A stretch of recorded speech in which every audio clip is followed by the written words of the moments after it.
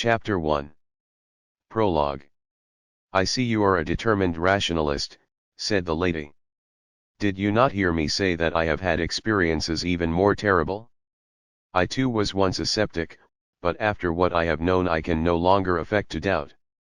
Madam, replied Mr. Phillips, no one shall make me deny my faith. I will never believe, nor will I pretend to believe, that 2 and 2 make 5, nor will I on any pretenses admit the existence of two-sided triangles. You are a little hasty, rejoined the lady. But may I ask you if you ever heard the name of Professor Gregg, the authority on ethnology and kindred subjects?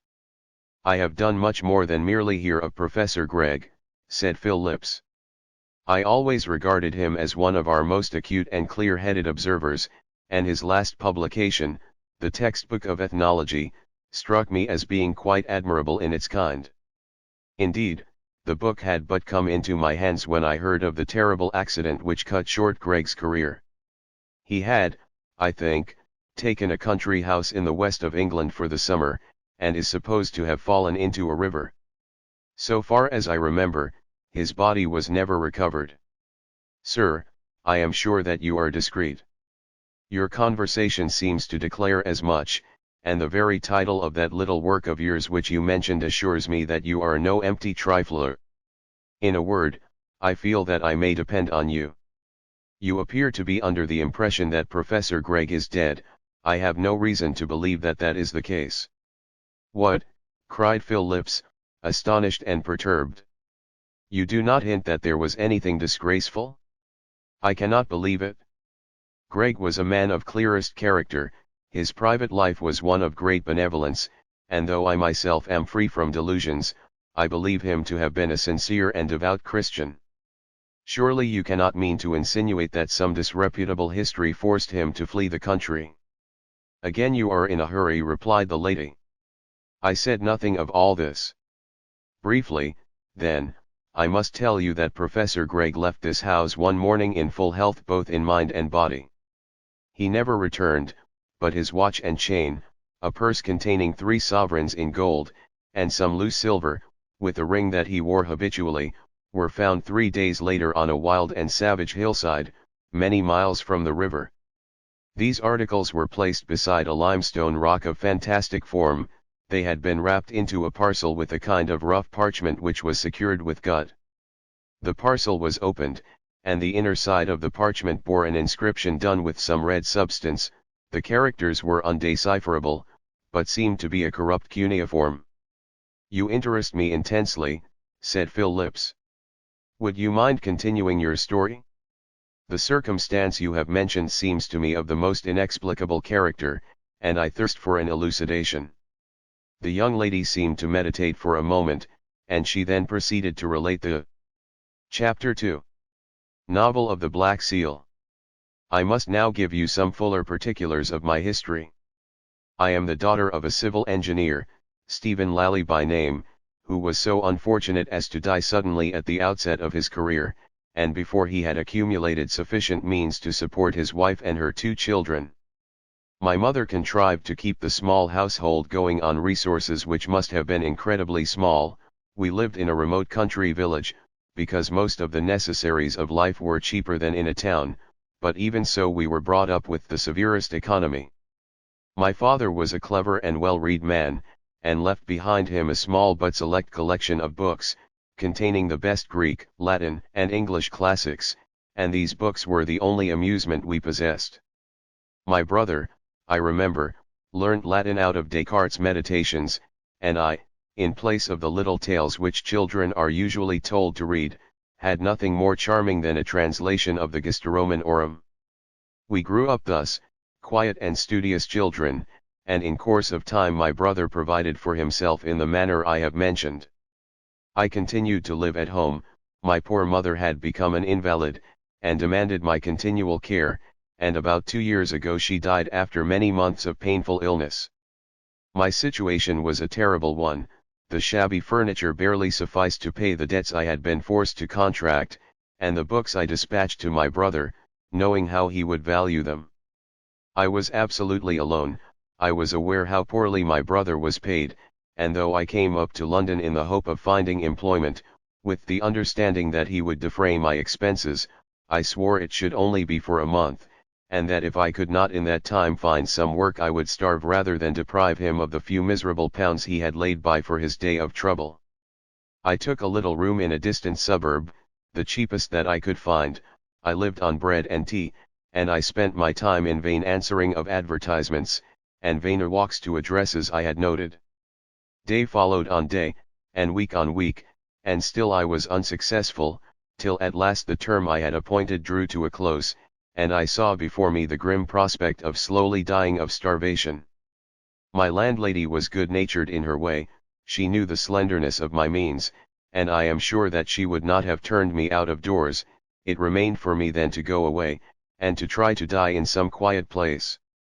It was winter then, and a thick white fog fothered in the early part of the afternoon, becoming more dense as the day wore on. It was a Sunday, I remember, and the people of the house were at chapel. At about 3 o'clock I crept out and walked away as quickly as I could, for I was weak from abstinence. The white mist wrapped all the streets in silence, a hard frost had gathered thick upon the bare branches of the trees, and frost crystals glittered on the wooden fences, and on the cold, cruel ground beneath my feet. I walked on, turning to right and left in utter haphazard, without caring to look up at the names of the streets, and all that I remember of my walk on that Sunday afternoon seems but the broken fragments of an evil dream. In a confused vision I stumbled on, through roads half town and half country, grey fields melting into the cloudy world of mist on one side of me, and on the other comfortable villas with a glow of firelight flickering on the walls, but all unreal, red brick walls and lighted windows, vague trees and glimmering country, gas lamps beginning to star the white shadows, the vanishing perspectives of the railway line beneath high embankments, the green and red of the signal lamps. All these were but momentary pictures flashed on my tired brain and senses numbed by hunger. Now and then I would hear a quick step ringing on the iron road, and men would pass me well wrapped up, walking fast for the sake of warmth, and no doubt eagerly foretasting the pleasures of a glowing hearth, with curtains tightly drawn about the frosted panes, and the welcomes of their friends. But as the early evening darkened and night approached, foot passengers got fewer and fewer, and I passed through street after street alone. In the white silence I stumbled on, as desolate as if I trod the streets of a buried city, and as I grew more weak and exhausted, something of the horror of death was folding thickly round my heart. Suddenly, as I turned a corner, some one accosted me courteously beneath the lamp post, and I heard a voice asking if I could kindly point the way to Avon Road. At the sudden shock of human accents I was prostrate, and my strength gave way. I fell all huddled on the sidewalk, and wept and sobbed and laughed in violent hysteria. I had gone out prepared to die, and as I stepped across the threshold that had sheltered me, I consciously bade adieu to all hopes and all remembrances. The door clanged behind me with the noise of thunder, and I felt that an iron curtain had fallen on the brief passage of my life, that henceforth I was to walk a little way in a world of gloom and shadow. I entered on the stage of the first act of death. Then came my wandering in the mist, the whiteness wrapping all things, the void streets, and muffled silence, till when that voice spoke to me it was as if I had died and life returned to me. In a few minutes I was able to compose my feelings, and as I rose I saw that I was confronted by a middle-aged gentleman of pleasing appearance, neatly and correctly dressed. He looked at me with an expression of great pity, but before I could stammer out my ignorance of the neighborhood, for indeed I had not the slightest notion of where I had wandered, he spoke. "My dear madam," he said, "you seem in some terrible distress. You cannot think how you alarmed me. But may I inquire the nature of your trouble? I assure you that you can safely confide in me." "You are very kind," I replied. "But I fear there is nothing to be done. My condition seems a hopeless one." "Oh, nonsense, nonsense. You are too young to talk like that. Come, let us walk down here and you must tell me your difficulty. Perhaps I may be able to help you." There was something very soothing and persuasive in his manner, and as we walked together I gave him an outline of my story, and told of the despair that had oppressed me almost to death. "You were wrong to give in so completely," he said, when I was silent. "A month is too short a time in which to feel one's way in London. London, let me tell you, Miss Lally, does not lie open and undefended. It is a fortified place, fossed and double-moat with curious intricacies. As must always happen in large towns, the conditions of life have become hugely artificial. No mere simple palisade is run up to oppose the man or woman who would take the place by storm, but serried lines of subtle contrivances, mines, and pitfalls which it needs a strange skill to overcome. You, in your simplicity, fancied you had only to shout for these walls to sink into nothingness, but the time is gone for such startling victories as these. Take courage, you will learn the secret of success before very long." "Alas! Sir," I replied, "I have no doubt your conclusions are correct, but at the present moment I seem to be in a fair way to die of starvation." "You spoke of a secret, for heaven's sake tell it me, if you have any pity for my distress." He laughed genially. "There lies the strangeness of it all. Those who know the secret cannot tell it if they would. It is positively as ineffable as the central doctrine of Freemasonry. But I may say this, that you yourself have penetrated at least the outer husk of the mystery," and he laughed again. "Pray do not jest with me," I said. "What have I done, Ksje? I am so far ignorant that I have not the slightest idea of how my next meal is to be provided." "Excuse me. You ask what you have done. You have met me. Come, we will fence no longer. I see you have self-education, the only education which is not infinitely pernicious, and I am in want of a governess for my 2 children. I have been a widower for some years. My name is Gregg. I offer you the post I have named, and shall we say a salary of 100 a year?" I could only stutter out my thanks, and slipping a card with his address, and a banknote by way of earnest, into my hand, Mr. Gregg bade me goodbye, asking me to call in a day or two. Such was my introduction to Professor Gregg, and can you wonder that the remembrance of despair and the cold blast that had blown from the gates of death upon me made me regard him as a second father? Before the close of the week I was installed in my new duties.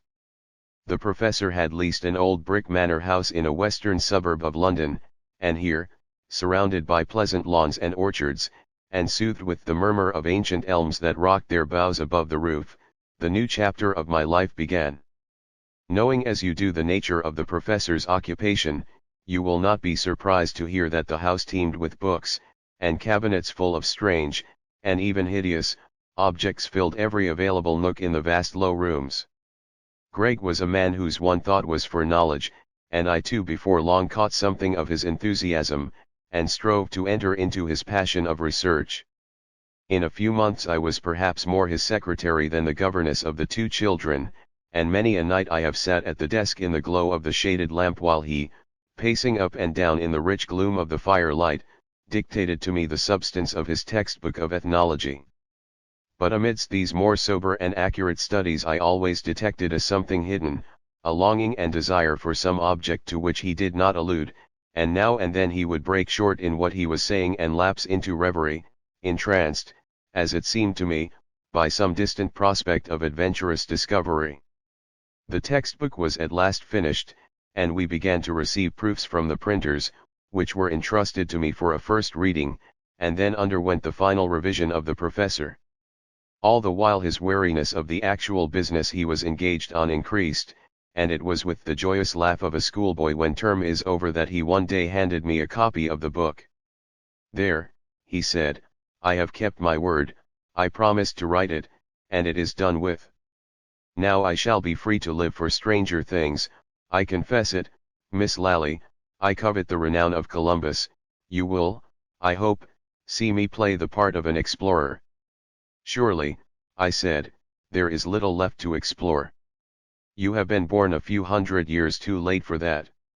"I think you are wrong," he replied, "there are still, depend upon it, quaint, undiscovered countries and continents of strange extent. Ah, Miss Lally! Believe me, we stand amidst sacraments and mysteries full of awe, and it doth not yet appear what we shall be. Life, believe me, is no simple thing, no mass of grey matter and congeries of veins and muscles to be laid naked by the surgeon's knife. Man is the secret which I am about to explore, and before I can discover him I must cross over weltering seas indeed, and oceans and the mists of many thousand years. You know the myth of the lost Atlantis. What if it be true, and I am destined to be called the discoverer of that wonderful land? I could see excitement boiling beneath his words, and in his face was the heat of the hunter. Before me stood a man who believed himself summoned to tourney with the unknown. A pang of joy possessed me when I reflected that I was to be in a way associated with him in the adventure, and I, too, burned with the lust of the chase, not pausing to consider that I knew not what we were to unshadow. The next morning Professor Gregg took me into his inner study, where, ranged against the wall, stood a nest of pigeonholes, every drawer neatly labeled, and the results of years of toil classified in a few feet of space. Here, he said, is my life, here are all the facts which I have gathered together with so much pains, and yet it is all nothing. No, nothing to what I am about to attempt. Look at this, and he took me to an old bureau, a piece fantastic and faded, which stood in a corner of the room. He unlocked the front and opened one of the drawers. A few scraps of paper, he went on, pointing to the drawer, and a lump of black stone, rudely annotated with queer marks and scratches. That is all that the drawer holds.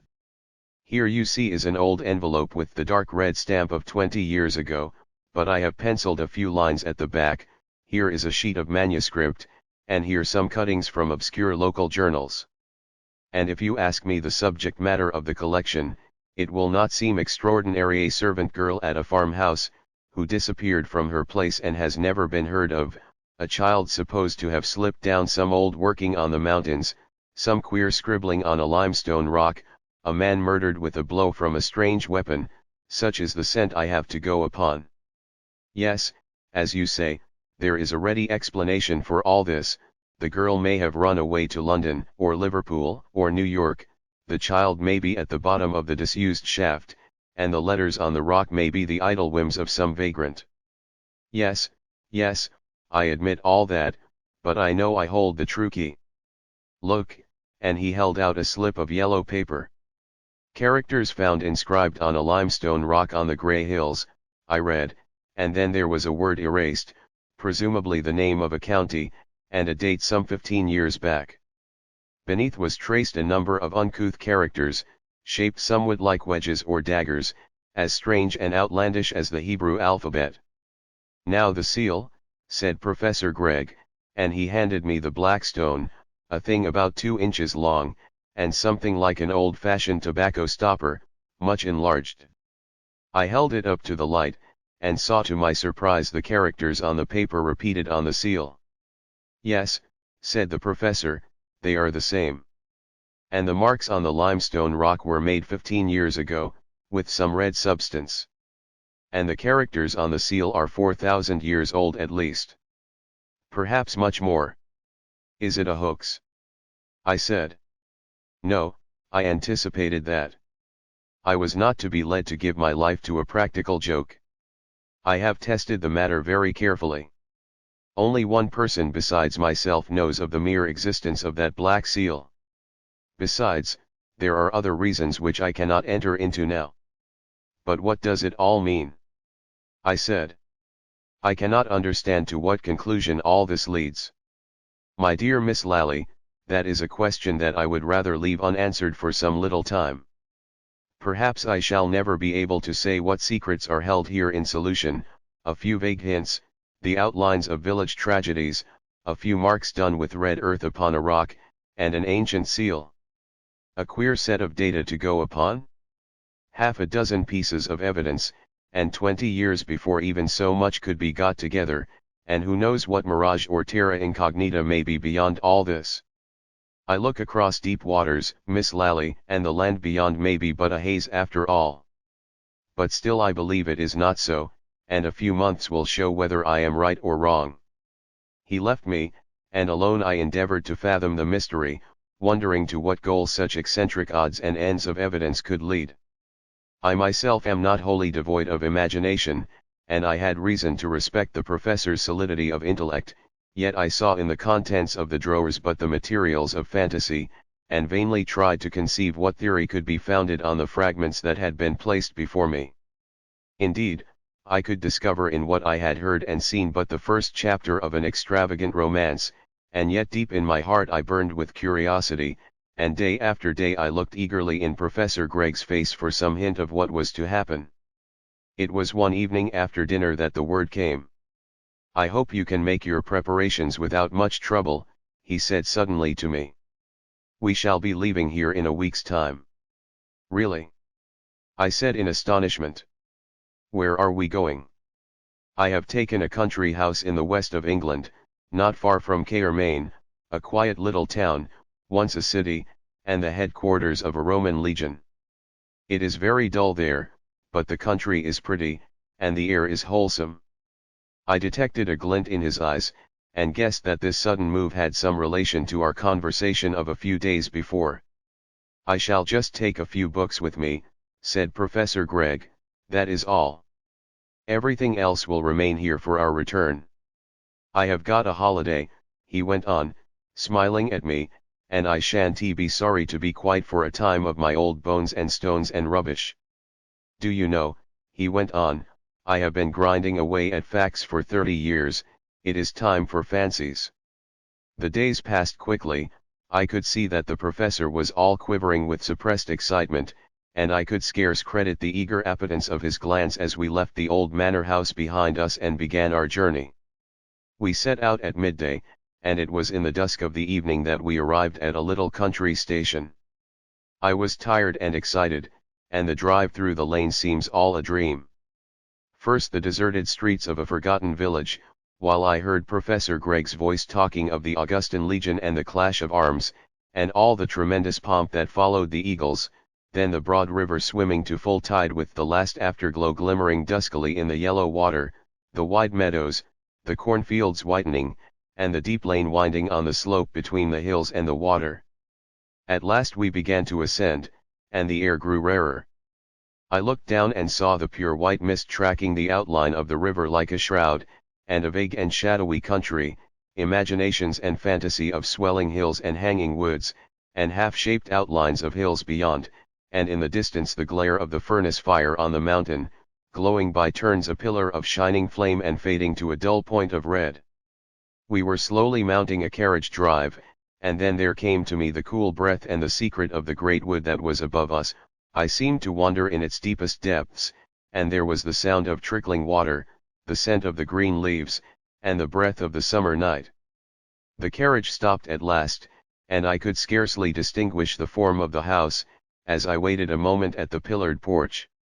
The rest of the evening seemed a dream of strange things bounded by the great silence of the wood and the valley and the river. The next morning, when I awoke and looked out of the bow window of the big, old-fashioned bedroom, I saw under a grey sky a country that was still all mystery. The long, lovely valley, with the river winding in and out below, crossed in mid-vision by a medieval bridge of vaulted and buttressed stone, the clear presence of the rising ground beyond, and the woods that I had only seen in shadow the night before, seemed tinged with enchantment, and the soft breath of air that sighed in at the opened pane was like no other wind. This audio file was created by Panopreter Basic. You can download it at www.panopreter.com. I looked across the valley, and beyond, hill followed on hill as wave on wave, and here a faint blue pillar of smoke rose still in the morning air from the chimney of an ancient grey farmhouse. There was a rugged height crowned with dark firs, and in the distance I saw the white streak of a road that climbed and vanished into some unimagined country. But the boundary of all was a great wall of mountain, vast in the west, and ending like a fortress with a steep ascent and a domed tumulus clear against the sky. I saw Professor Gregg walking up and down the terrace path below the windows, and it was evident that he was reveling in the sense of liberty, and the thought that he had for a while bidden goodbye to task work. When I joined him there was exultation in his voice as he pointed out the sweep of valley and the river that wound beneath the lovely hills.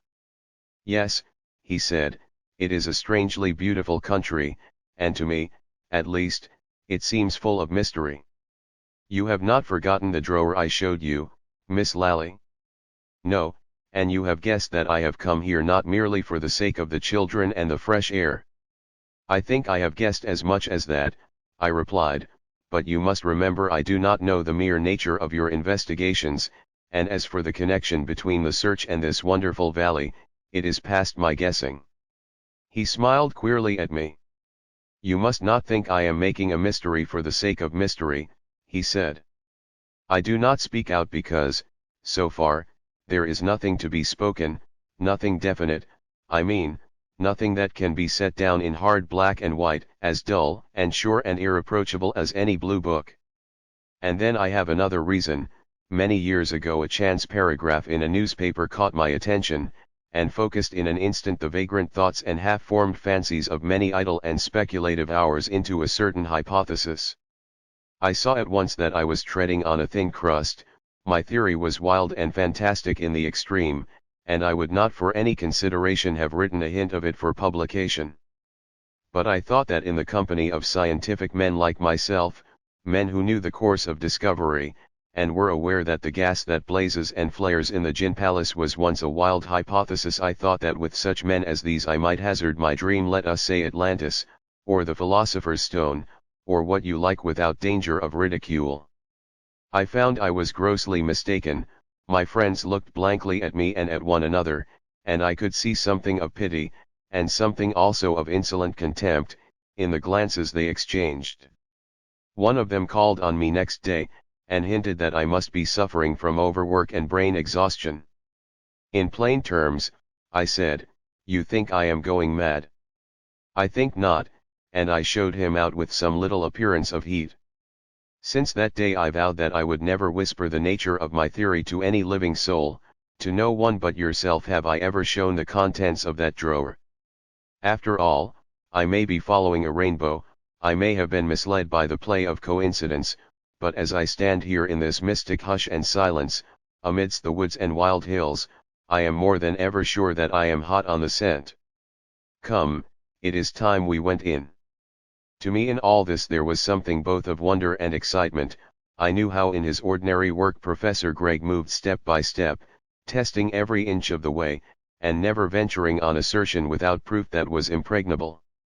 Yet I divined, more from his glance and the vehemence of his tone than from the spoken word, that he had in his every thought the vision of the almost incredible continually with him, and I, who was with some share of imagination no little of a sceptic, offended at a hint of the marvelous, could not help asking myself whether he were cherishing a monomania, and barring out from this one subject all the scientific method of his other life. Yet, with this image of mystery haunting my thoughts, I surrendered wholly to the charm of the country. Above the faded house on the hillside began the great forest, a long, dark line seen from the opposing hills, stretching above the river for many a mile from north to south, and yielding in the north to even wilder country, barren and savage hills, and ragged common land, a territory all strange and unvisited, and more unknown to Englishmen than the very heart of Africa. The space of a couple of steep fields alone separated the house from the woods, and the children were delighted to follow me up the long alleys of undergrowth, between smooth pleached walls of shining beech, to the highest point in the wood, whence one looked on one side across the river and the rise and fall of the country to the great western mountain wall, and on the other over the surge and dip of the myriad trees of the forest, over level meadows and the shining yellow sea to the faint coast beyond. I used to sit at this point on the warm sunlit turf which marked the track of the Roman road, while the two children raced about hunting for the windberries that grew here and there on the banks.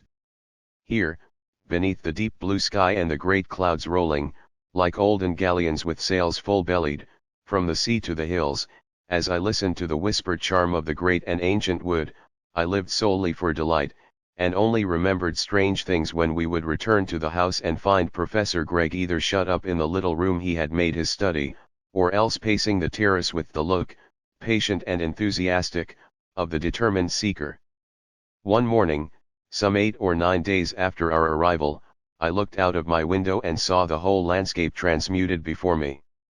The clouds had dipped low and hidden the mountain in the west, a southern wind was driving the rain in shifting pillars up the valley, and the little brooklet that burst the hill below the house now raged, a red torrent, down the river. We were perforce obliged to keep snug within doors, and when I had attended to my pupils, I sat down in the morning room, where the ruins of a library still encumbered an old-fashioned bookcase. I had inspected the shelves once or twice, but their contents had failed to attract me: volumes of 18th-century sermons, an old book on farriery, a collection of poems by persons of quality, Prideaux's Connection, and an odd volume of Pope, were the boundaries of the library, and there seemed little doubt that everything of interest or value had been removed.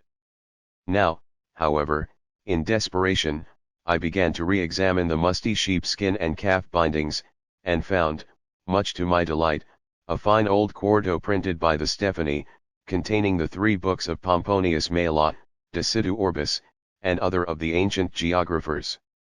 I knew enough of Latin to steer my way through an ordinary sentence, and I soon became absorbed in the odd mixture of fact and fancy, light shining on a little of the space of the world, and beyond, mist and shadow and awful forms. Glancing over the clear printed pages, my attention was caught by the heading of a chapter in Solinus, and I read the words: Myra de intimis gentibus Libiae. De lapide hexacantalitho. The wonders of the people that inhabit the inner parts of Libya, and of the stone called 60 stone. The odd title attracted me, and I read on. Gens ista avia er secreta habitat, in montibus horrendis feta mysteria ceelbrat. De hominibus nihil aliat illi preferunt quam figurum, ob humano redupersus exulant, aderent deum lucis. Stridunt potius quam loquuntur, vox absina nec sine horrorit auditor. Lapide quodum gloriantur, quem hexacantalathon vocant, decunt enim hunc lapidum sexaginta notas ascendir.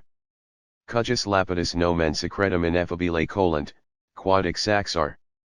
This folk, I translated to myself, dwells in remote and secret places, and celebrates foul mysteries on savage hills.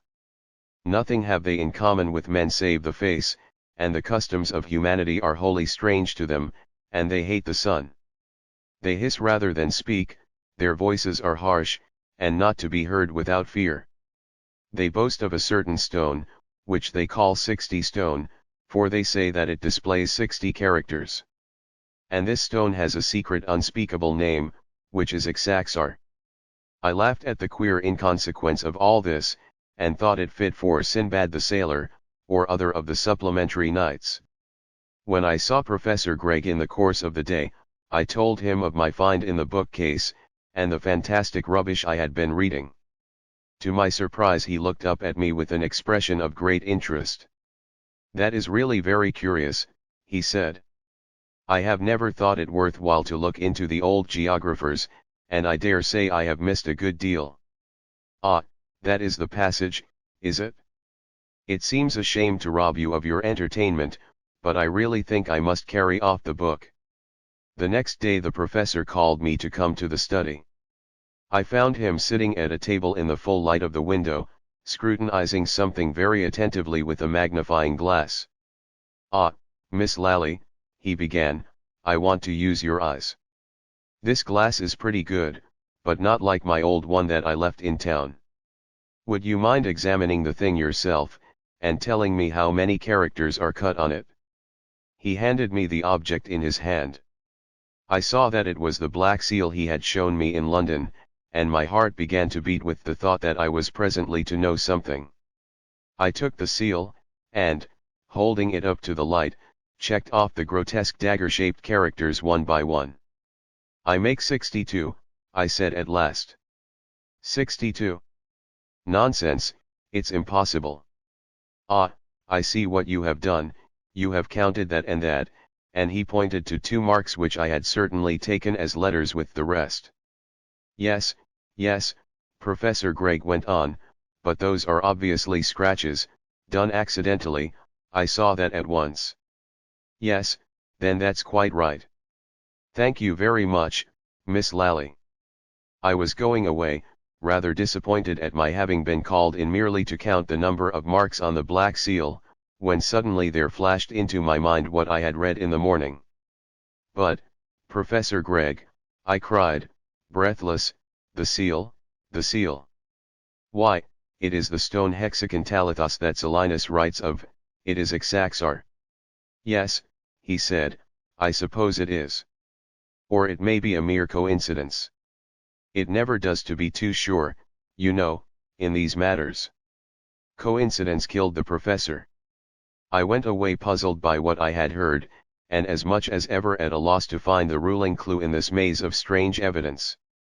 For 3 days the bad weather lasted, changing from driving rain to a dense mist, fine and dripping, and we seemed to be shut up in a white cloud that veiled all the world away from us. All the while Professor Gregg was darkling in his room, unwilling, it appeared, to dispense confidences or talk of any kind, and I heard him walking to and fro with a quick, impatient step, as if he were in some way wearied of inaction. The 4th morning was fine, and at breakfast the professor said briskly, "We want some extra help about the house, a boy of 15 or 16, you know. There are a lot of little odd jobs that take up the maid's time which a boy could do much better." "The girls have not complained to me in any way," I replied. "Indeed, and said there was much less work than in London, owing to there being so little dust." "Ah, yes, they are very good girls. But I think we shall do much better with a boy. In fact, that is what has been bothering me for the last 2 days." "Bothering you?" I said in astonishment, for as a matter of fact the professor never took the slightest interest in the affairs of the house. "Yes," he said, "the weather, you know. I really couldn't go out in that Scotch mist, I don't know the country very well, and I should have lost my way. But I am going to get the boy this morning." "But how do you know there is such a boy as you want anywhere about?" "Oh, I have no doubt as to that. I may have to walk a mile or 2 at the most, but I am sure to find just the boy I require." I thought the professor was joking, but, though his tone was airy enough, there was something grim and set about his features that puzzled me. He got his stick, and stood at the door looking meditatively before him, and as I passed through the hall he called to me. "By the way, Miss Lally, there was one thing I wanted to say to you. I dare say you may have heard that some of these country lads are not overbright, idiotic would be a harsh word to use, and they are usually called naturals, or something of the kind. I hope you won't mind if the boy I am after should turn out not too keen-witted. He will be perfectly harmless, of course, and blacking boots doesn't need much mental effort." With that he was gone, striding up the road that led to the wood, and I remained stupefied, and then for the first time my astonishment was mingled with a sudden note of terror, arising I knew not whence, and all unexplained even to myself, and yet I felt about my heart for an instant something of the chill of death, and that shapeless, formless dread of the unknown that is worse than death itself. I tried to find courage in the sweet air that blew up from the sea, and in the sunlight after rain, but the mystic wood seemed to darken around me, and the vision of the river coiling between the reeds, and the silver grey of the ancient bridge, fashioned in my mind symbols of vague dread, as the mind of a child fashions terror from things harmless and familiar. 2 hours later Professor Gregg returned. I met him as he came down the road, and asked quietly if he had been able to find a boy. "Oh, yes," he answered, "I found one easily enough. His name is Gervase Craddock, and I expect he will make himself very useful. His father has been dead for many years, and the mother, whom I saw, seemed very glad at the prospect of a few shillings extra coming in on Saturday nights.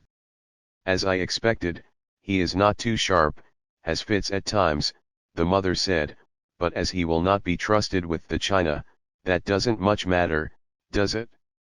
And he is not in any way dangerous, you know, merely a little weak." "When is he coming?" "Tomorrow morning at 8 o'clock.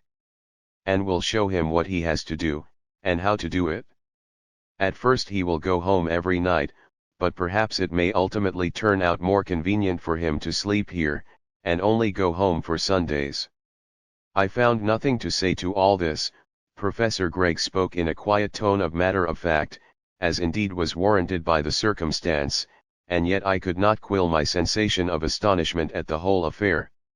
I knew that in reality no assistance was wanted in the housework, and the professor's prediction that the boy he was to engage might prove a little simple, followed by so exact a fulfillment, struck me as bizarre in the extreme.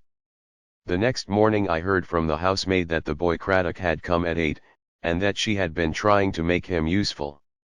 "He doesn't seem quite all there, I don't think, miss," was her comment, and later in the day I saw him helping the old man who worked in the garden. He was a youth of about 14, with black hair and black eyes and an olive skin, and I saw at once from the curious vacancy of his expression that he was mentally weak. He touched his forehead awkwardly as I went by, and I heard him answering the gardener in a queer, harsh voice that caught my attention. It gave me the impression of someone speaking deep below under the earth, and there was a strange sibilance, like the hissing of the phonograph as the pointer travels over the cylinder. I heard that he seemed anxious to do what he could, and was quite docile and obedient, and Morgan the gardener, who knew his mother, assured me he was perfectly harmless. "He's always been a bit queer," he said, "and no wonder, after what his mother went through before he was born. I did know his father, Thomas Craddock, well, and a very fine workman he was too, indeed. He got something wrong with his lungs owing to working in the wet woods, and never got over it, and went off quite sudden like. And they do say as how Mrs. Craddock was quite off her head. Anyhow, she was found by Mr. Hillier, Tycock, all crouched up on the grey hills, over there, crying and weeping like a lost soul. And Gervase, he was born about 8 months afterwards, and, as I was saying, he was a bit queer always, and they do say when he could scarcely walk he would frighten the other children into fits with the noises he would make." A word in the story had stirred up some remembrance within me, and, vaguely curious, I asked the old man where the grey hills were. "Up there," he said, with the same gesture he had used before. "You go past the Fox and Hounds, and through the forest, by the old ruins. It's a good 5 mile from here, and a strange sort of a place. The poorest soil between this and Monmouth, they do say, though it's good feed for sheep." Yes, it was a sad thing for poor Mrs. Craddock. The old man turned to his work, and I strolled on down the path between the espaliers, gnarled and gouty with age, thinking of the story I had heard, and groping for the point in it that had some key to my memory. In an instant it came before me. I had seen the phrase "Grey Hills" on the slip of yellowed paper that Professor Gregg had taken from the drawer in his cabinet.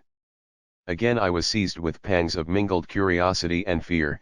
I remembered the strange characters copied from the limestone rock, and then again their identity with the inscription of the age-old seal, and the fantastic fables of the Latin geographer. I saw beyond doubt that, unless coincidence had set all the scene and disposed all these bizarre events with curious art, I was to be a spectator of things far removed from the usual and customary traffic and jostle of life. Professor Gregg I noted day by day. He was hot on his trail, growing lean with eagerness, and in the evenings, when the sun was swimming on the verge of the mountain, he would pace the terrace to and fro with his eyes on the ground, while the mist grew white in the valley, and the stillness of the evening brought far voices near, and the blue smoke rose a straight column from the diamond-shaped chimney of the grey farmhouse, just as I had seen it on the first morning. I have told you I was of sceptical habit, but though I understood little or nothing, I began to dread, vainly proposing to myself the iterated dogmas of science that all life is material, and that in the system of things there is no undiscovered land, even beyond the remotest stars, where the supernatural can find a footing. Yet there struck in on this the thought that matter is as really awful and unknown as spirit, that science itself but dallies on the threshold, scarcely gaining more than a glimpse of the wonders of the inner place. There is one day that stands up from amidst the others as a grim red beacon, betokening evil to come. I was sitting on a bench in the garden, watching the boy Craddock weeding, when I was suddenly alarmed by a harsh and choking sound, like the cry of a wild beast in anguish, and I was unspeakably shocked to see the unfortunate lad standing in full view before me, his whole body quivering and shaking at short intervals as though shocks of electricity were passing through him, his teeth grinding, foam gathering on his lips, and his face all swollen and blackened to a hideous mask of humanity. I shrieked with terror, and Professor Gregg came running, and as I pointed to Craddock, the boy with one convulsive shudder fell face forward, and lay on the wet earth, his body writhing like a wounded blind worm, and an inconceivable babble of sounds bursting and rattling and hissing from his lips. He seemed to pour forth an infamous jargon, with words, or what seemed words, that might have belonged to a tongue dead since untold ages and buried deep beneath Nilotic mud, or in the inmost recesses of the Mexican forest. For a moment the thought passed through my mind, as my ears were still revolted with that infernal clamour, surely this is the very speech of hell, and then I cried out again and again, and ran away shuddering to my inmost soul. I had seen Professor Gregg's face as he stooped over the wretched boy and raised him, and I was appalled by the glow of exultation that shone on every lineament and feature. As I sat in my room with drawn blinds, and my eyes hidden in my hands, I heard heavy steps beneath, and I was told afterwards that Professor Gregg had carried Craddock to his study, and had locked the door. I heard voices murmur indistinctly, and I trembled to think of what might be passing within a few feet of where I sat. I longed to escape to the woods and sunshine, and yet I dreaded the sights that might confront me on the way, and at last, as I held the handle of the door nervously, I heard Professor Gregg's voice calling to me with a cheerful ring. "It's all right now, Miss Lally," he said. "The poor fellow has got over it, and I have been arranging for him to sleep here after tomorrow. Perhaps I may be able to do something for him." "Yes," he said later, "it was a very painful sight, and I don't wonder you were alarmed. We may hope that good food will build him up a little, but I am afraid he will never be really cured," and he affected the dismal and conventional air with which one speaks of hopeless illness, and yet beneath it I detected the delight that leapt up rampant within him, and fought and struggled to find utterance. It was as if one glanced down on the even surface of the sea, clear and immobile, and saw beneath raging depths and a storm of contending billows. It was indeed to me a torturing and offensive problem that this man, who had so bounteously rescued me from the sharpness of death, and showed himself in all the relations of life full of benevolence and pity and kindly forethought, should so manifestly be for once on the side of the demons, and take a ghastly pleasure in the torments of an afflicted fellow creature. Apart, I struggled with the horned difficulty, and strove to find the solution, but without the hint of a clue, beset by mystery and contradiction. I saw nothing that might help me, and began to wonder whether, after all, I had not escaped from the white mist of the suburb at too dear a rate. I hinted something of my thought to the professor. I said enough to let him know that I was in the most acute perplexity, but the moment after regretted what I had done when I saw his face contort with a spasm of pain. "My dear Miss Lally," he said, "you surely do not wish to leave us? No, no, you would not do it? You do not know how I rely on you, how confidently I go forward, assured that you are here to watch over my children. You, Miss Lally, are my rear guard, for let me tell you the business in which I am engaged is not wholly devoid of peril. You have not forgotten what I said the first morning here.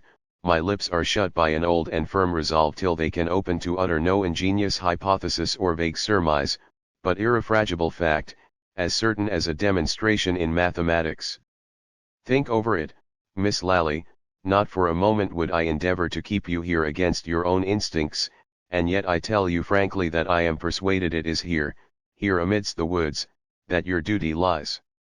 I was touched by the eloquence of his tone, and by the remembrance that the man, after all, had been my salvation, and I gave him my hand on a promise to serve him loyally and without question. A few days later the rector of our church, a little church, grey and severe and quaint, that hovered on the very banks of the river and watched the tide swim and return, came to see us, and Professor Gregg easily persuaded him to stay and share our dinner. Mr. Merrick was a member of an antique family of squires, whose old manor house stood amongst the hills some 7 miles away, and thus rooted in the soil, the rector was a living store of all the old fading customs and lore of the country.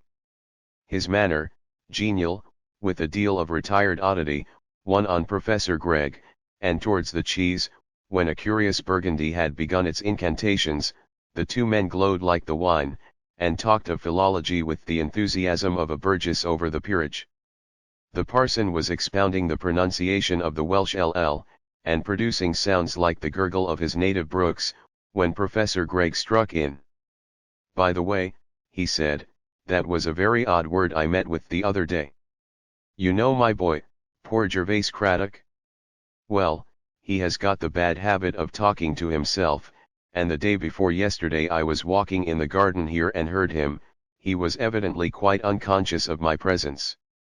A lot of what he said I couldn't make out, but one word struck me distinctly. It was such an odd sound, half sibilant, half guttural, and as quaint as those double L's you have been demonstrating. I do not know whether I can give you an idea of the sound. Ishakshar is perhaps as near as I can get. But the K ought to be a Greek Ch or a Spanish J. Now what does it mean in Welsh?" "In Welsh," said the parson. "There is no such word in Welsh, nor any word remotely resembling it. I know the book Welsh, as they call it, and the colloquial dialects as well as any man, but there's no word like that from Anglesey to Usk. Besides, none of the Craddocks speak a word of Welsh. It's dying out about here." "Really? You interest me extremely, Mr. Merrick. I confess the word didn't strike me as having the Welsh ring. But I thought it might be some local corruption. No, I never heard such a word, or anything like it. Indeed," he added, smiling whimsically, "if it belongs to any language, I should say it must be that of the fairies, the Tylwydd Teg, as we call them." The talk went on to the discovery of a Roman villa in the neighborhood, and soon after I left the room, and sat down apart to wonder at the drawing together of such strange clues of evidence. As the professor had spoken of the curious word, I had caught the glint in his eye upon me, and though the pronunciation he gave was grotesque in the extreme, I recognized the name of the stone of 60 characters mentioned by Solinus, the black seal shut up in some secret drawer of the study, stamped forever by a vanished race with signs that no man could read, signs that might, for all I knew, be the veils of awful things done long ago, and forgotten before the hills were molded into form. When the next morning I came down, I found Professor Gregg pacing the terrace in his eternal walk. "Look at that bridge," he said, when he saw me. "Observe the quaint and Gothic design, the angles between the arches, and the silvery grey of the stone in the awe of the morning light. I confess it seems to me symbolic. It should illustrate a mystical allegory of the passage from one world to another." "Professor Gregg," I said quietly, "it is time that I knew something of what has happened, and of what is to happen."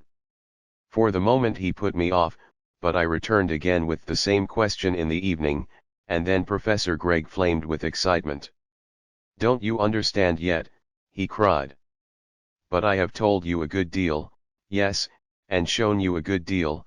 You have heard pretty nearly all that I have heard, and seen what I have seen, or at least," and his voice chilled as he spoke, "enough to make a good deal clear as noonday. The servants told you, I have no doubt, that the wretched boy Craddock had another seizure the night before last.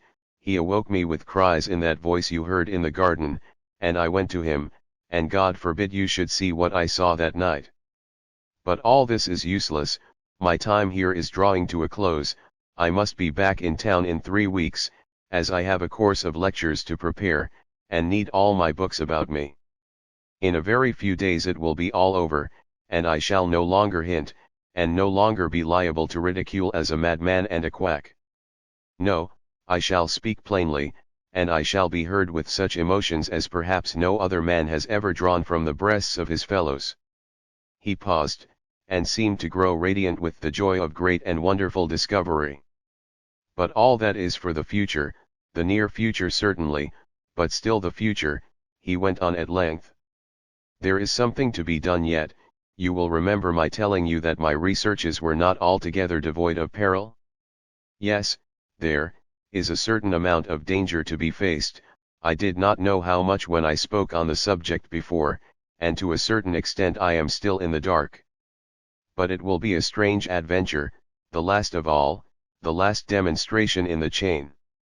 He was walking up and down the room as he spoke, and I could hear in his voice the contending tones of exultation and despondence, or perhaps I should say awe, the awe of a man who goes forth on unknown waters, and I thought of his allusion to Columbus on the night he had laid his book before me. The evening was a little chilly, and a fire of logs had been lighted in the study where we were. The remittent flame and the glow on the walls reminded me of the old days.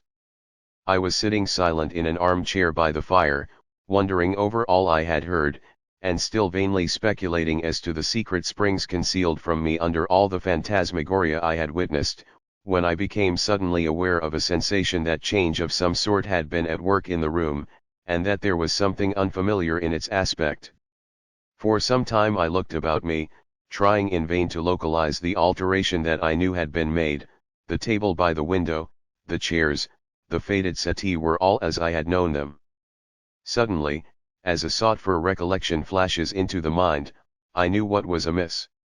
I was facing the professor's desk, which stood on the other side of the fire, and above the desk was a grimy-looking bust of Pitt, that I had never seen there before. And then I remembered the true position of this work of art. In the furthest corner by the door was an old cupboard, projecting into the room, and on the top of the cupboard, 15 feet from the floor, the bust had been, and there, no doubt, it had delayed, accumulating dirt, since the early days of the century. I was utterly amazed, and sat silent, still in a confusion of thought.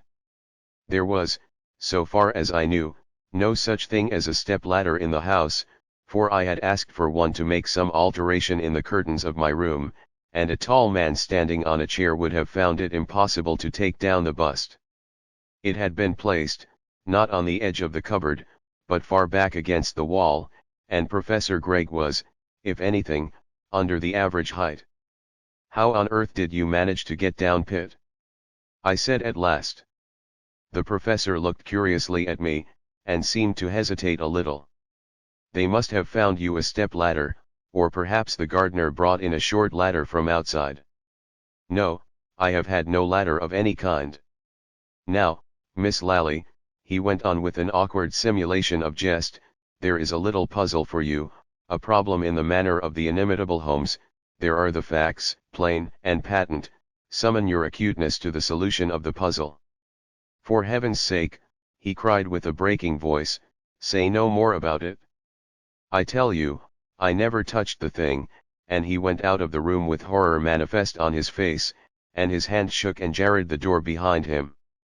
I looked round the room in vague surprise, not at all realizing what had happened, making vain and idle surmises by way of explanation, and wondering at the stirring of black waters by an idle word and the trivial change of an ornament. This is some petty business, some whim on which I have jarred. I reflected, the professor is perhaps scrupulous and superstitious over trifles, and my question may have outraged unacknowledged fears, as though one killed a spider or spilled the salt before the very eyes of a practical Scotch woman.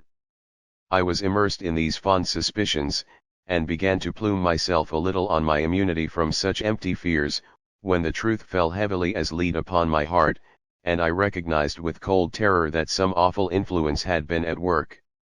The bust was simply inaccessible. Without a ladder no one could have touched it. I went out to the kitchen and spoke as quietly as I could to the housemaid. "Who moved that bust from the top of the cupboard, Anne?" I said to her. "Professor Gregg says he has not touched it." "Did you find an old step-ladder in one of the outhouses?" The girl looked at me blankly. "I never touched it," she said. "I found it where it is now the other morning when I dusted the room.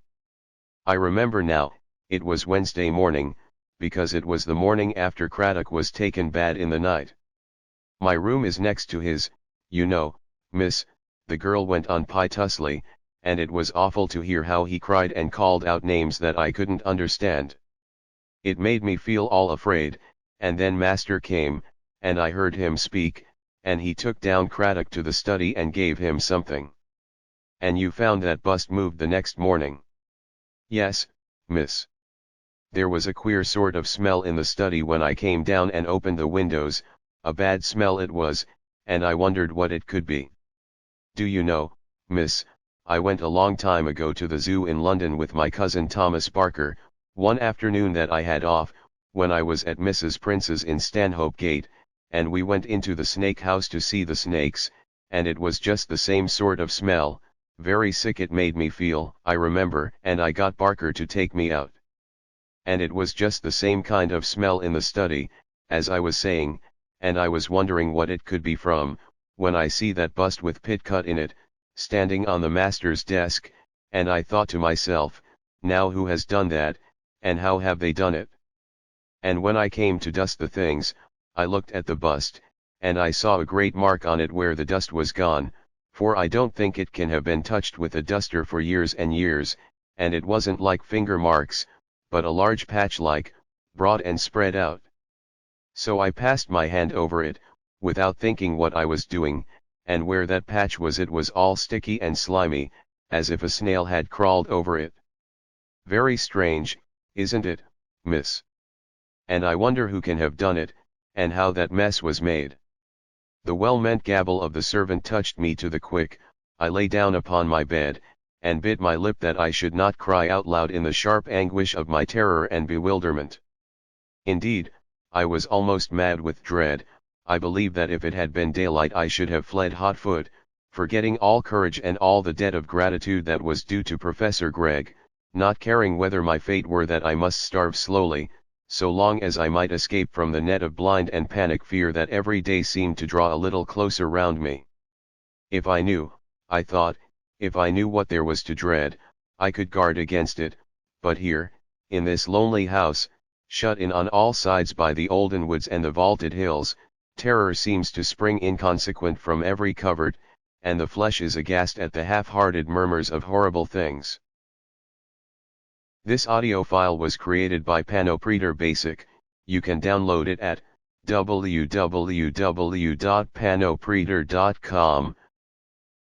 All in vain I strove to summon skepticism to my aid, and endeavored by cool common sense to buttress my belief in a world of natural order, for the air that blew in at the open window was a mystic breath, and in the darkness I felt the silence go heavy and sorrowful as a mass of requiem, and I conjured images of strange shapes gathering fast amidst the reeds, beside the wash of the river. In the morning, from the moment that I set foot in the breakfast room, I felt that the unknown plot was drawing to a crisis. The professor's face was firm and set, and he seemed hardly to hear our voices when we spoke. "I am going out for a rather long walk," he said, when the meal was over. "You mustn't be expecting me, now, or thinking anything has happened if I don't turn up to dinner. I have been getting stupid lately, and I dare say a miniature walking tour will do me good. Perhaps I may even spend the night in some little inn, if I find any place that looks clean and comfortable."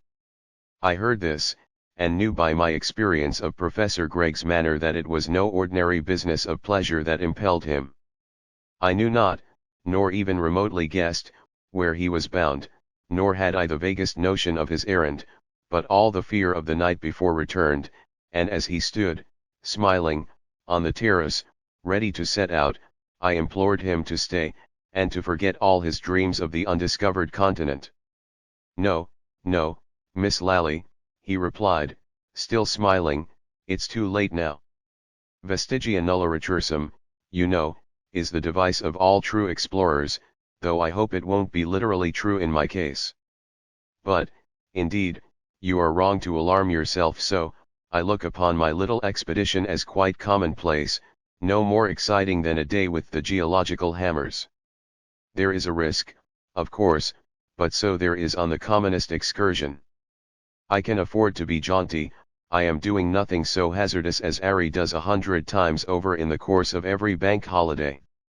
Well, then, you must look more cheerfully, and so goodbye till tomorrow at latest." He walked briskly up the road, and I saw him open the gate that marks the entrance of the wood, and then he vanished in the gloom of the trees. All the day passed heavily with a strange darkness in the air, and again I felt as if imprisoned amidst the ancient woods, shut in an olden land of mystery and dread, and as if all was long ago and forgotten by the living outside. I hoped and dreaded, and when the dinner hour came I waited, expecting to hear the professor's step in the hall, and his voice exulting at I knew not what triumph. I composed my face to welcome him gladly, but the night descended dark, and he did not come. In the morning, when the maid knocked at my door, I called out to her, and asked if her master had returned, and when she replied that his bedroom door stood open and empty, I felt the cold clasp of despair. Still, I fancied he might have discovered genial company, and would return for luncheon, or perhaps in the afternoon, and I took the children for a walk in the forest, and tried my best to play and laugh with them, and to shout out the thoughts of mystery and veiled terror. Hour after hour I waited, and my thoughts grew darker. Again the night came and found me watching, and at last, as I was making much ado to finish my dinner, I heard steps outside and the sound of a man's voice. The maid came in and looked oddly at me. "Please, miss," she began, "Mr. Morgan, the gardener, wants to speak to you for a minute, if you didn't mind." "Show him in, please," I answered, and set my lips tight. The old man came slowly into the room, and the servant shut the door behind him. "Sit down, Mr. Morgan," I said. "What is it that you want to say to me?" "Well, miss, Mr. Gregg he gave me something for you yesterday morning, just before he went off, and he told me particular not to hand it up before 8 o'clock this evening exactly, if so be as he wasn't back again home before, and if he should come home before I was just to return it to him in his own hands. So, you see, as Mr. Gregg isn't here yet, I suppose I'd better give you the parcel directly." He pulled out something from his pocket, and gave it to me, half rising.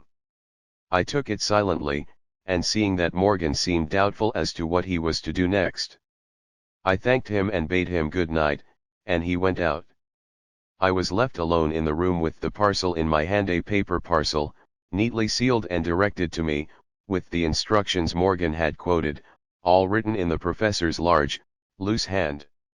I broke the seals with a choking at my heart, and found an envelope inside, addressed also, but open, and I took the letter out.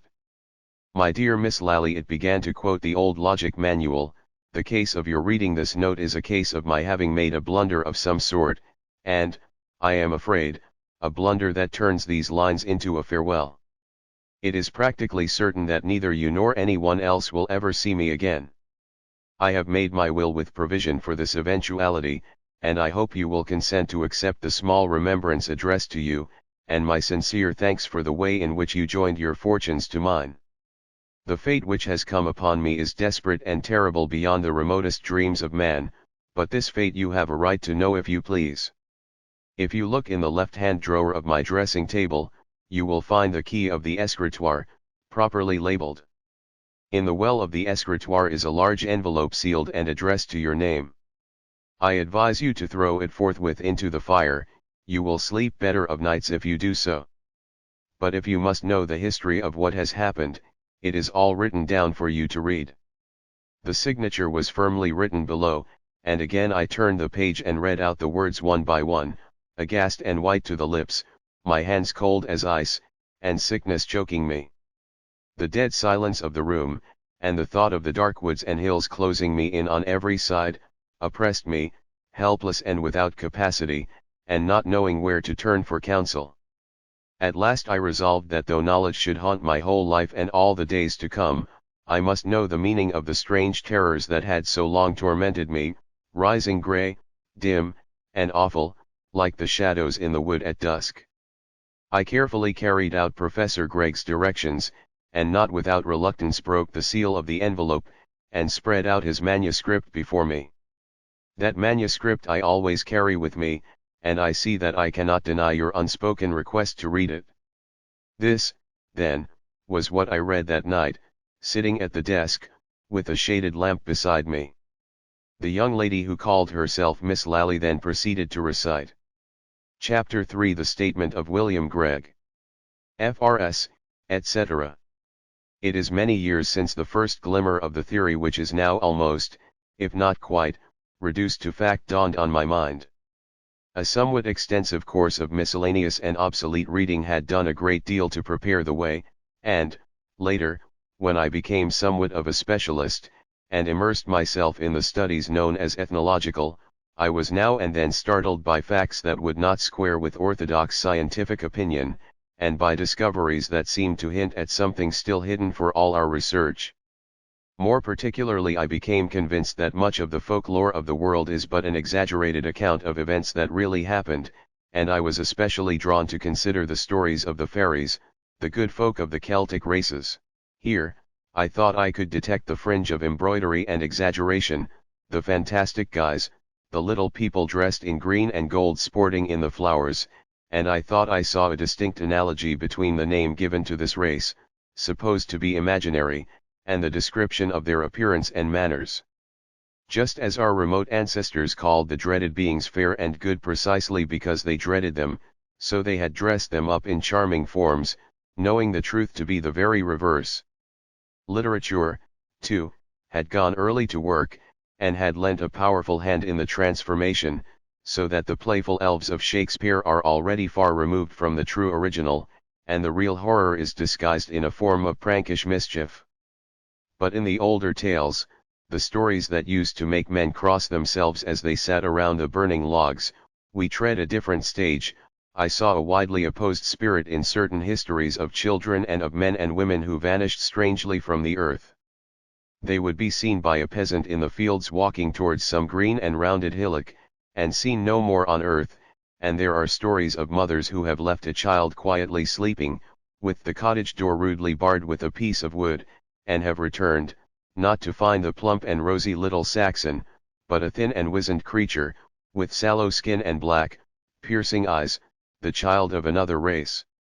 Then, again, there were myths darker still, the dread of witch and wizard, the lurid evil of the Sabbath, and the hint of demons who mingled with the daughters of men. And just as we have turned the terrible fair folk into a company of benignant, if freakish elves, so we have hidden from us the black foulness of the witch and her companions under a popular diablerie of old women and broomsticks, and a comic cat with tail on end. So the Greeks called the hideous furies benevolent ladies, and thus the northern nations have followed their example. I pursued my investigations, stealing odd hours from other and more imperative labors, and I asked myself the question, supposing these traditions to be true, who were the demons who are reported to have attended the Sabbaths? I need not say that I laid aside what I may call the supernatural hypothesis of the Middle Ages, and came to the conclusion that fairies and devils were of one and the same race and origin. Invention, no doubt, and the Gothic fancy of old days, had done much in the way of exaggeration and distortion, yet I firmly believe that beneath all this imagery there was a black background of truth. As for some of the alleged wonders, I hesitated. While I should be very loath to receive any one specific instance of modern spiritualism as containing even a grain of the genuine, yet I was not wholly prepared to deny that human flesh may now and then, once perhaps in 10 million cases, be the veil of powers which seem magical to us, powers which, so far from proceeding from the heights and leading men thither, are in reality survivals from the depths of being. The amoeba and the snail have powers which we do not possess, and I thought it possible that the theory of reversion might explain many things which seem wholly inexplicable. Thus stood my position. I saw good reason to believe that much of the tradition, a vast deal of the earliest and uncorrupted tradition of the so-called fairies, represented solid fact, and I thought that the purely supernatural element in these traditions was to be accounted for on the hypothesis that a race which had fallen out of the grand march of evolution might have retained, as a survival, certain powers which would be to us wholly miraculous. Such was my theory as it stood conceived in my mind, and working with this in view, I seemed to gather confirmation from every side, from the spoils of a tumulus or a barrow, from a local paper reporting an antiquarian meeting in the country, and from general literature of all kinds. Amongst other instances, I remember being struck by the phrase articulate speaking men in Homer, as if the writer knew or had heard of men whose speech was so rude that it could hardly be termed articulate, and on my hypothesis of a race who had lagged far behind the rest, I could easily conceive that such a folk would speak a jargon but little removed from the inarticulate noises of brute beasts. Thus I stood, satisfied that my conjecture was at all events not far removed from fact, when a chance paragraph in a small country print one day arrested my attention. It was a short account of what was to all appearance the usual sordid tragedy of the village: a young girl unaccountably missing, an evil rumor blatant and busy with her reputation. Yet I could read between the lines that all this scandal was purely hypothetical, and in all probability invented to account for what was in any other manner unaccountable. A flight to London or Liverpool, or an undiscovered body lying with a weight about its neck in the foul depths of a woodland pool, or perhaps murder: such were the theories of the wretched girl's neighbors. But as I idly scanned the paragraph, a flash of thought passed through me with the violence of an electric shock: what if the obscure and horrible race of the hills still survived, still remained haunting wild places and barren hills, and now and then repeating the evil of Gothic legend, unchanged and unchangeable as the Turanian Chulta, or the Basques of Spain? I have said that the thought came with violence, and indeed I drew in my breath sharply, and clung with both hands to my elbow chair, in a strange confusion of horror and elation. It was as if one of my confreres of physical science, roaming in a quiet English wood, had been suddenly stricken aghast by the presence of the slimy and loathsome terror of the ichthyosaurus, the original of the stories of the awful worms killed by valorous knights, or had seen the sun darkened by the pterodactyl, the dragon of tradition. Yet as a resolute explorer of knowledge, the thought of such a discovery threw me into a passion of joy, and I cut out the slip from the paper and put it in a drawer in my old bureau, resolved that it should be but the first piece in a collection of the strangest significance. I sat long that evening dreaming of the conclusions I should establish, nor did cooler reflection at first dash my confidence. Yet as I began to put the case fairly, I saw that I might be building on an unstable foundation. The facts might possibly be in accordance with local opinion, and I regarded the affair with a mood of some reserve. Yet I resolved to remain perched on the lookout, and I hugged to myself the thought that I alone was watching and wakeful, while the great crowd of thinkers and searchers stood heedless and indifferent, perhaps letting the most prerogative facts pass by unnoticed. Several years elapsed before I was enabled to add to the contents of the drawer, and the second find was in reality not a valuable one, for it was a mere repetition of the first, with only the variation of another and distant locality. Yet I gained something, for in the second case, as in the first, the tragedy took place in a desolate and lonely country, and so far my theory seemed justified. But the third piece was to me far more decisive. Again, amongst outland hills, far even from a main road of traffic, an old man was found done to death, and the instrument of execution was left beside him. Here, indeed, there were rumor and conjecture, for the deadly tool was a primitive stone axe, bound by gut to the wooden handle, and surmises the most extravagant and improbable were indulged in. Yet, as I thought with a kind of glee, the wildest conjectures went far astray, and I took the pains to enter into correspondence with the local doctor, who was called at the inquest. He, a man of some acuteness, was dumbfounded. "It will not do to speak of these things in country places," he wrote to me, "but frankly, there is some hideous mystery here. I have obtained possession of the stone axe, and have been so curious as to test its powers. I took it into the back garden of my house one Sunday afternoon when my family and the servants were all out, and there, sheltered by the poplar hedges, I made my experiments. I found the thing utterly unmanageable, whether there is some peculiar balance, some nice adjustment of weights, which require incessant practice, or whether an effectual blow can be struck only by a certain trick of the muscles, I do not know, but I can assure you that I went into the house with but a sorry opinion of my athletic capacities. I was like an inexperienced man trying putting the hammer, the force exerted seemed to return on oneself, and I found myself hurled backwards with violence, while the axe fell harmless to the ground. On another occasion I tried the experiment with a clever woodman of the place, but this man, who had handled his axe for 40 years, could do nothing with the stone implement, and missed every stroke most ludicrously. In short, if it were not so supremely absurd, I should say that for 4,000 years no one on earth could have struck an effective blow with the tool that undoubtedly was used to murder the old man. This, as may be imagined, was to me rare news, and afterwards, when I heard the whole story, and learned that the unfortunate old man had babbled tales of what might be seen at night on a certain wild hillside, hinting at unheard of wonders, and that he had been found cold one morning on the very hill in question, my exultation was extreme, for I felt I was leaving conjecture far behind me. But the next step was of still greater importance.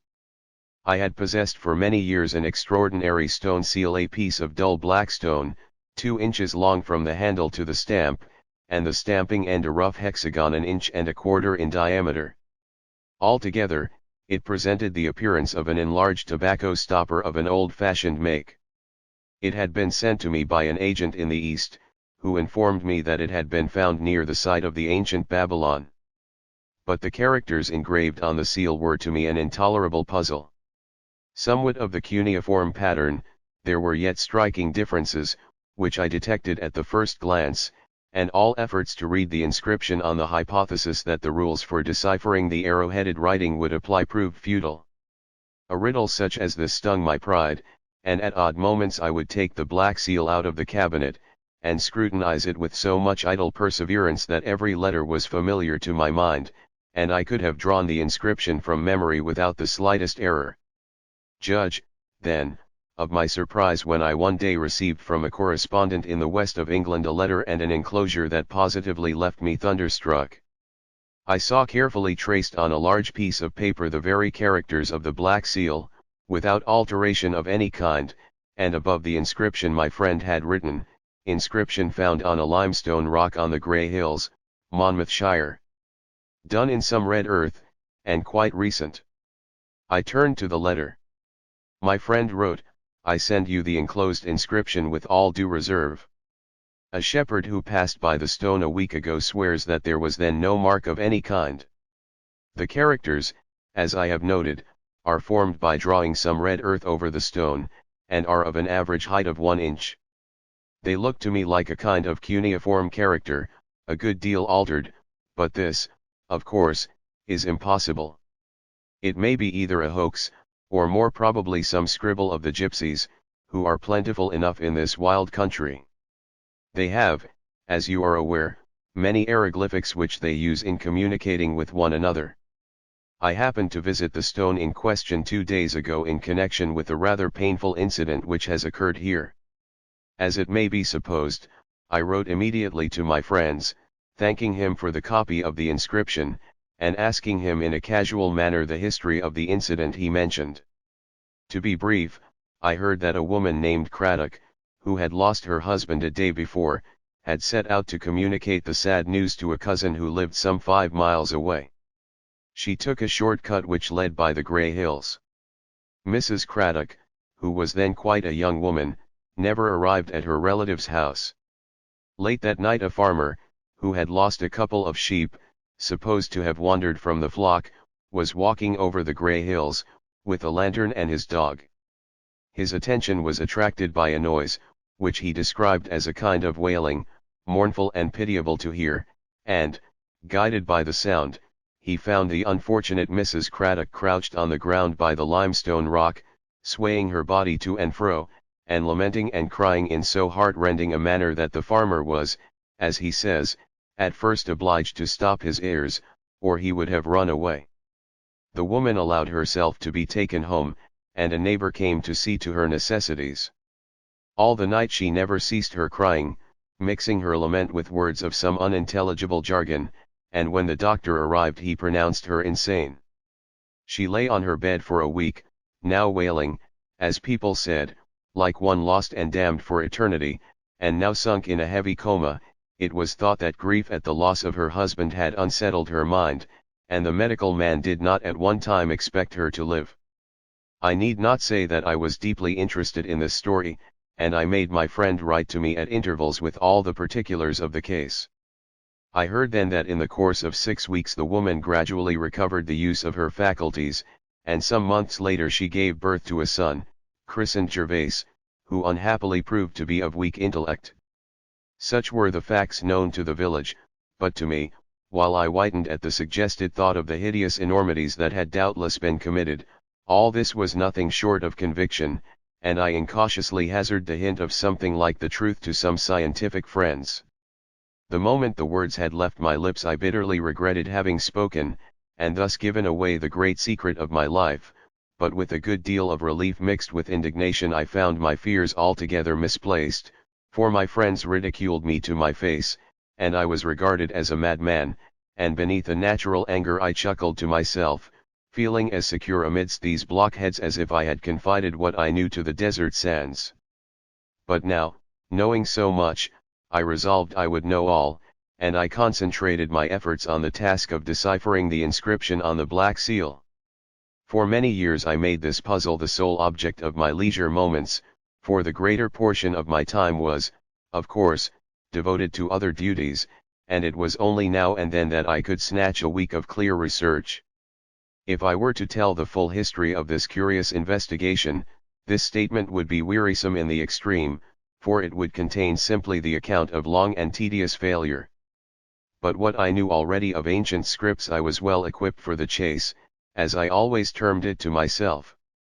I had correspondents amongst all the scientific men in Europe, and, indeed, in the world, and I could not believe that in these days any character, however ancient and however perplexed, could long resist the searchlight I should bring to bear upon it.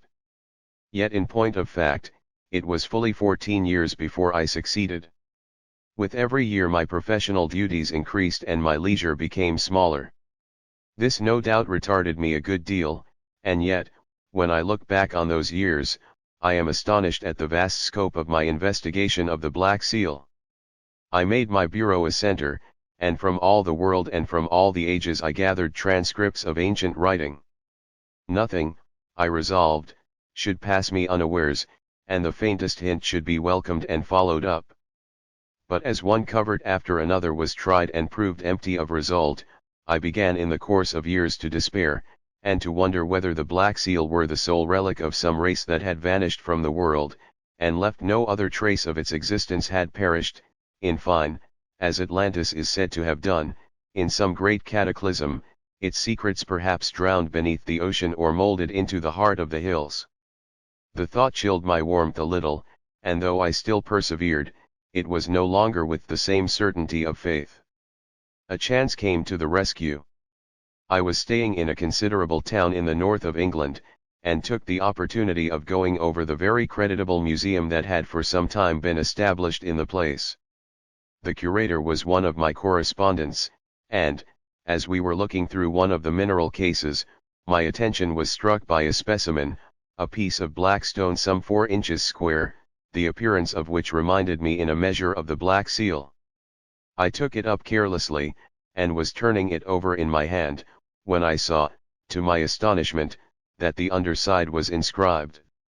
I said, quietly enough, to my friend the curator that the specimen interested me, and that I should be much obliged if he would allow me to take it with me to my hotel for a couple of days. He, of course, made no objection, and I hurried to my rooms and found that my first glance had not deceived me. There were 2 inscriptions, one in the regular cuneiform character, another in the character of the Black Seal, and I realized that my task was accomplished. I made an exact copy of the 2 inscriptions, and when I got to my London study, and had the seal before me, I was able seriously to grapple with the great problem. The interpreting inscription on the museum specimen, though in itself curious enough, did not bear on my quest, but the transliteration made me master of the secret of the Black Seal. Conjecture, of course, had to enter into my calculations. There was here and there uncertainty about a particular ideograph, and one sign recurring again and again on the seal baffled me for many successive nights. But at last the secret stood open before me in plain English, and I read the key of the awful transmutation of the hills. The last word was hardly written, when with fingers all trembling and unsteady I tore the scrap of paper into the minutest fragments, and saw them flame and blacken in the red hollow of the fire, and then I crushed the grey films that remained into finest powder. Never since then have I written those words, never will I write the phrases which tell how man can be reduced to the slime from which he came, and be forced to put on the flesh of the reptile and the snake. There was now but one thing remaining. I knew, but I desired to see, and I was after some time able to take a house in the neighborhood of the Grey Hills, and not far from the cottage where Mrs. Craddock and her son Gervase resided. I need not go into a full and detailed account of the apparently inexplicable events which have occurred here, where I am writing this. I knew that I should find in Gervase Craddock something of the blood of the little people, and I found later that he had more than once encountered his kinsman in lonely places in that lonely land. When I was summoned one day to the garden, and found him in a seizure speaking or hissing the ghastly jargon of the Black Seal, I am afraid that exultation prevailed over pity. I heard bursting from his lips the secrets of the underworld, and the word of dread, Ishakshar, signification of which I must be excused from giving. But there is one incident I cannot pass over unnoticed. In the waste hollow of the night I awoke at the sound of those hissing syllables I knew so well, and on going to the wretched boy's room, I found him convulsed and foaming at the mouth, struggling on the bed as if he strove to escape the grasp of writhing demons. I took him down to my room and lit the lamp, while he lay twisting on the floor, calling on the power within his flesh to leave him. I saw his body swell and become distended as a bladder, while the face blackened before my eyes, and then at the crisis I did what was necessary according to the directions on the seal, and putting all scruple on one side, I became a man of science, observant of what was passing. Yet the sight I had to witness was horrible, almost beyond the power of human conception and the most fearful fantasy. Something pushed out from the body there on the floor, and stretched forth a slimy, wavering tentacle, across the room, grasped the bust upon the cupboard, and laid it down on my desk. When it was over, and I was left to walk up and down all the rest of the night, white and shuddering, with sweat pouring from my flesh, I vainly tried to reason within myself. I said, truly enough, that I had seen nothing really supernatural, that a snail pushing out his horns and drawing them in was but an instance on a smaller scale of what I had witnessed, and yet horror broke through all such reasonings and left me shattered and loathing myself for the share I had taken in the night's work. There is little more to be said.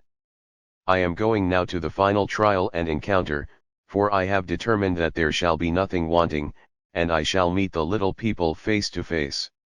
I shall have the Black Seal and the knowledge of its secrets to help me, and if I unhappily do not return from my journey, there is no need to conjure up here a picture of the awfulness of my fate. Pausing a little at the end of Professor Gregg's statement, Miss Lally continued her tale in the following words. Such was the almost incredible story that the professor had left behind him. When I had finished reading it, it was late at night, but the next morning I took Morgan with me, and we proceeded to search the Grey Hills for some trace of the lost professor. I will not weary you with a description of the savage desolation of that tract of country, a tract of utterest loneliness, of bare green hills dotted over with grey limestone boulders, worn by the ravages of time into fantastic semblances of men and beast. Finally, after many hours of weary searching, we found what I told you, the watch and chain and purse and the ring wrapped in a piece of coarse parchment.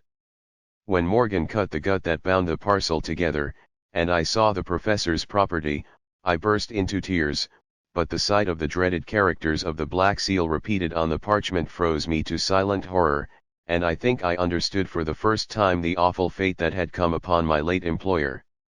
I have only to add that Professor Gregg's lawyer treated my account of what had happened as a fairy tale, and refused even to glance at the documents I laid before him. It was he who was responsible for the statement that appeared in the public press, to the effect that Professor Gregg had been drowned, and that his body must have been swept into the open sea. Miss Lally stopped speaking, and looked at Mr. Phillips, with a glance of some inquiry.